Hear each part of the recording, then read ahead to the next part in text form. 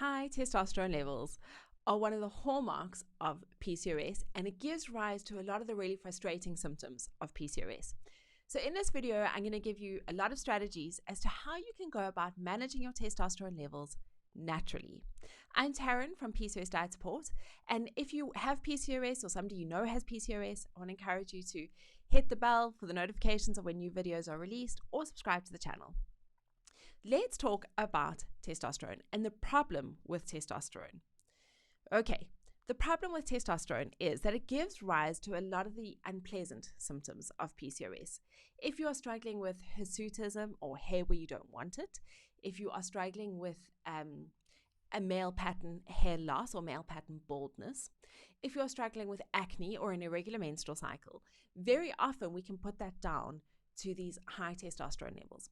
And in fact, when women are diagnosed with PCOS, doctors look at something called the Rotterdam criteria. And in the Rotterdam criteria states that we need to have 2 out of the following 3 symptoms: signs of high androgen levels, which is exactly what we're going to be talking about, an irregular menstrual cycle, or cysts on the ovaries. So what I want you to see is that these high androgen levels are very much part and parcel of the syndrome that is PCOS. Now, if you're struggling with high androgen levels, you absolutely can go to a doctor, and your endocrinologist or your GP would be able to prescribe something to help you manage your testosterone levels. That's not the focus of this video, because there is thankfully a lot that you can do to manage them naturally. And that's exactly what we're going to be talking about. So let's talk about the first thing is my all-time favorite supplement for women with PCOS, and that is Inositol. And in fact, I did a video recently on the benefits of Inositol for PCOS, which I'm going to link up here, so you're welcome to go and watch that video.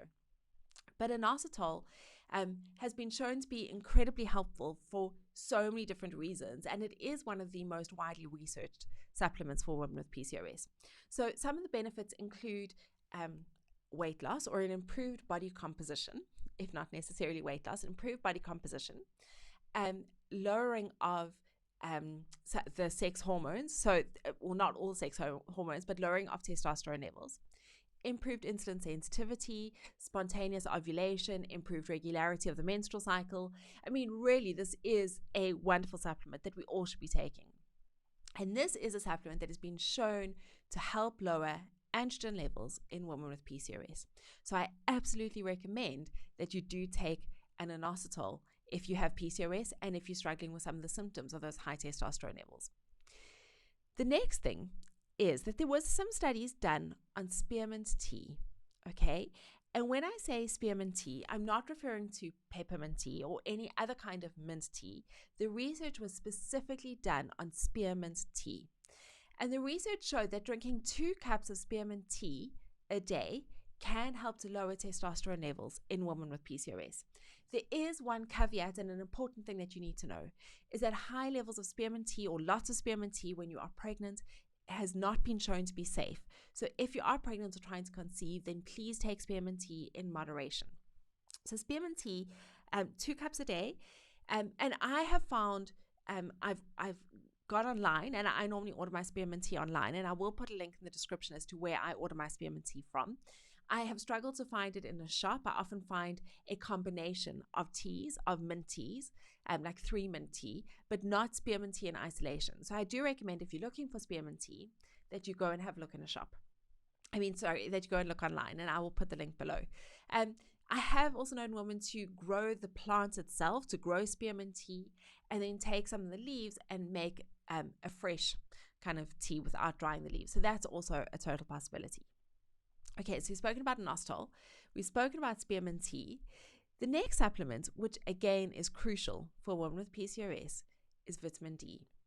Now, research shows that 85% of women with PCOS are deficient in vitamin D. So chances are, if you have PCOS, you also have a vitamin D deficiency. And vitamin D is so important in so many of our bodily functions. But when we're talking specifically about PCOS, some of the benefits of vitamin D is that it improves mood in women with PCOS. So if you're struggling with depression, then a vitamin D supplement has been shown to improve that. It also has been shown to improve fertility in women with PCOS who are undergoing IVF.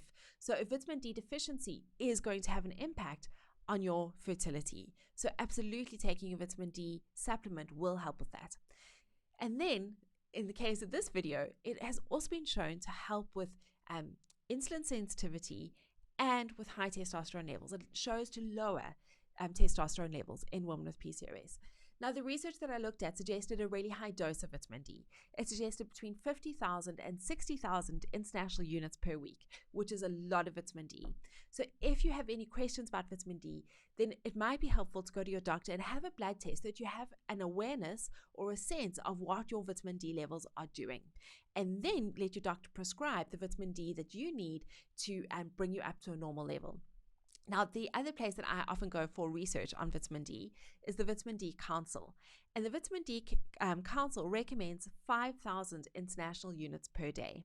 So what I do is I take my vitamin D in a drop form. It is an oil-based vitamin or a fat-soluble vitamin. So I take it in an oil and I take a couple of drops a day, and that will help to get me to the 5,000 IU. If you feel like you need more than that, then I do recommend that you go and see your doctor. Okay, so the supplements that we've spoken about are Inositol and vitamin D, and then we spoke about Spearmint tea. Now, the next thing is going to move us off kind of food and supplements, and that is exercise. Because the exercise that you do can really have an impact on your testosterone levels. Now, the kind of impact or the kind of exercise that is most beneficial for women with PCOS and high testosterone is resistance training. Now, one of the questions that I get often is, Taryn, if I do resistance training and I have high testosterone levels, aren't I going to get really bulky and I'm going to be manly? And that is not always true, okay? There are ways that you can adjust your workouts so that you are toning and building muscle without bulking out. Now, the research shows that there are other forms of exercise that can be helpful for women with PCOS, but when the research looked at resistance training and dietary training and dietary changes, those were the most effective things that you can do to lower testosterone levels. So that beats out cardiovascular exercise or high intensity interval training. We really want to be focusing on resistance training if we're struggling with high testosterone levels. Okay. Now, the next supplement that I want to talk to you about is omega-3. Now, omega-3 is an essential fatty acid, and the benefits of omega-3 in women with PCOS have been widely looked at. Now, there are a number of benefits, just like inositol and vitamin D. Some of the benefits include managing inflammation. Women with PCOS are known to have chronic low-grade inflammation. Our inflammatory markers are raised all the time, part and parcel of what is PCOS. So taking omega-3 can help to combat some of that inflammation. The second thing is that it's been shown to help lower insulin levels in women with PCOS, make you more sensitive to insulin. And thirdly, it has been shown to help lower testosterone levels in women with PCOS. So that kind of winds up my trifecta of supplements for women with PCOS: inositol, vitamin D, and omega-3. I really believe that combination will really help you to manage all of your PCOS symptoms, as well as help to lower those testosterone levels. Now, the last part that I want to talk to you about is focusing on whole foods, because the reality is the things that you eat will impact on your testosterone, okay? And in fact, I did kind of a webinar style video just recently on the 3 pillars to managing PCOS naturally. And in that video, I very clearly show you the link between the food you eat, the insulin that is produced, and your testosterone levels. And I go into a lot more detail about how you can go about changing the way that you eat to improve all of your PCOS symptoms and to lower those testosterone levels. So I'm going to link to that video here. I really do want to encourage you to go and watch that video. You'll get a lot of really, really helpful information on how you can go about managing your testosterone levels naturally. Now, what I do want to say is that if you use all of these strategies together, not only are you going to see an improvement in your testosterone levels, but you will see an improvement in all of your PCOS symptoms as a whole. So it can only be helpful. It's not like we're sticking a band-aid on the problem. We are addressing the real heart of the problem in our PCOS, and you should see an improvement in the regularity of your menstrual cycle, acne, weight loss, if that's what you're aiming for, in your fertility. All of those symptoms should improve. Now, you may be asking, Taryn, how long is this going to take?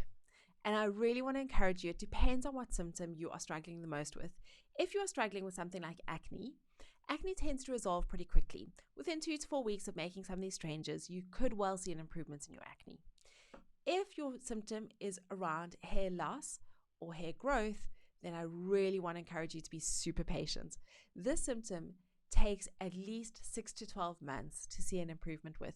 So if you've been taking Inositol or vitamin D for like 2 months and you're not seeing anything, don't lose hope, don't get frustrated, and hang in there, because things will improve. It is just going to take a little bit of time. If you enjoyed this video and found it helpful, please won't you give me a thumbs up and a like. It goes a long way to sharing this video more widely on the YouTube algorithm, so we can spread the news to other women with PCOS. And if you have any comments or any questions, please feel free to leave me a comment below.